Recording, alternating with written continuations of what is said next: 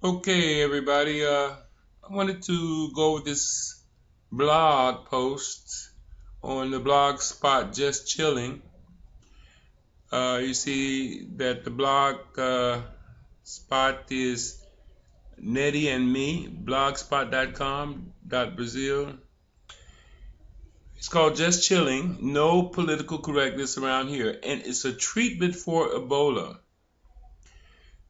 And the author cautions you to do not read it on the surface only, but actually read this article to understand what he is trying to say. He says that the actual treatment for Ebola, which will virtually eliminate fatalities as revealed by a doctor who has worked with Ebola, is below. Consider this: the elites would never release a plague without any easy cure.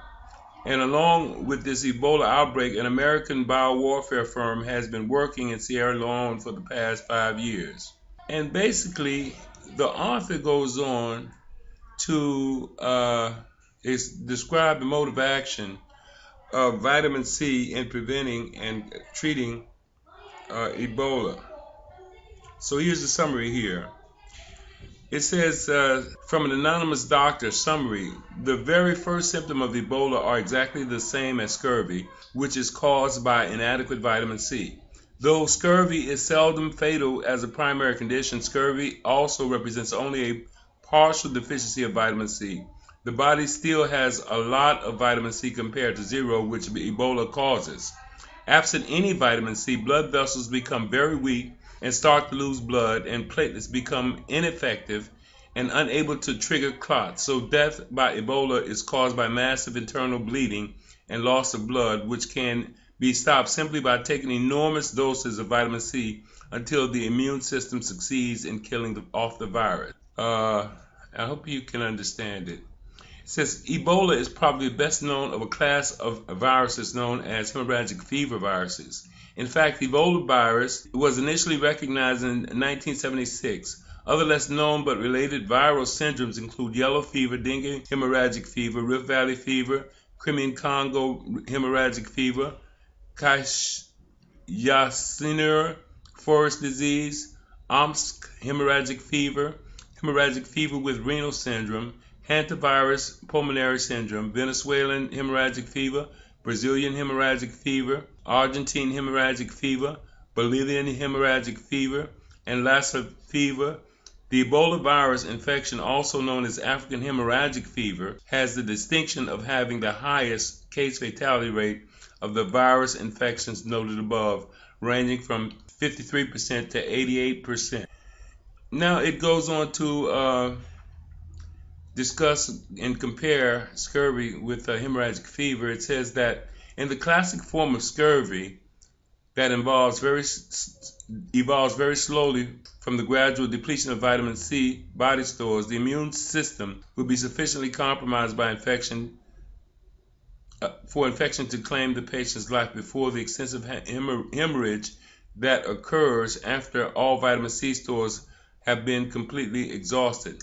Ebola virus and other viral hemorrhagic fevers are much more likely to cause hemorrhaging before any other fatal infection has a chance to become established. This is because the virus so rapidly and totally metabolizes and consumes all available vitamin C in the bodies of the victims that an advanced stage of scurvy is literally produced after only a few days of the disease. Says the scurvy is so complete that it's produced by hemorrhagic fever viruses that the blood vessels generally cannot keep from hemorrhaging long enough to allow an infective complication to develop. So the viral hemorrhagic fevers typically only take hold and reach epidemic proportion in those populations that would already be expected to have low body stores of vitamin C. Okay. Says here, I may not be a doctor, but I am awful good with medical topics, and this rings 100% true. It is the mode of action, which, if combined with some of my medical knowledge, such as the fact that broccoli is absolutely excellent for assisting the clotting of blood, that the active components of noni, which is a juice, is strongly antiviral, and that cures such as colloidal silver I think he means nanosilver. While good for bacterial infections, nanosilver is good for viruses also. Now, what I wanted to do is go over an article also that was published in 1971 in the Journal of Applied Nutrition, volume 23, numbers 3 and 4. It's called Observations on the Dose and Administration of Ascorbic Acid when Employed Beyond the Range of Vitamin in Human Pathology. This article was written by a Dr. Frederick R. Klenner in 1971. He responded to the editor about the amounts of vitamin C that he advocates using in his therapies, and his notice here where Dr. Klerner responds to the editor and says, "This will confirm that all quantity factors given in my paper are correct and can be confirmed from hospital and medical office records."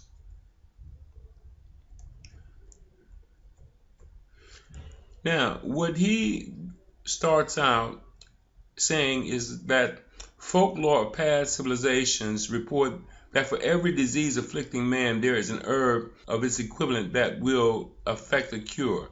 In Puerto Rico, the story has long been told that to have the health tree acerola in one's backyard would keep colds out of the front door. The ascorbic acid content of this cherry-like fruit is 30 times that found in oranges. In Pennsylvania, USA, it was, and for many still is, boneset, scientifically called Eupatorium perfoliatum. Although it is now rarely prescribed by physicians, boneset was the most commonly used medicinal plant in eastern United States before the onset of the corporate pharmaceutical houses. Most farmsteads had a bundle of dried boneset in the attic or woodshed, from which a most bitter tea would be meted out to the unfortunate victim of a cold or fever. Having lived in that section of the country, we qualified many times for this particular drink. The flu of 1918 stands out very forcefully in that the Klenners, his family, survived when scores about us were dying. Although bitter, it was curative, and most of the time the cure was overnight. Several years ago, my curiosity led me to essay this herbal medicine, and to my surprise and delight, I found that we had been taking from 10 to 30 grams of natural vitamin C at one time, even when it was given by body weight. Children 1 cupful, adults 2 or 3 cupfuls. Cups in those days held 8 ounces. 20th century man seemingly forgets that his ancestors made crude drugs from various plants and roots, and that these decoctions, infusions, juices, powders, pills, and ointments served his purpose. Elegant pharmacy has only made the forms and shapes more acceptable. Now, I wanted to go to show you that he discusses scurvy also as it relates to other diseases in man, such as the hemorrhagic diseases. And he goes on to say that this vitamin C regimen, which he prescribes, is good enough to prevent most viral infections. You can find the article at dryourself.com, and you can read it for yourself.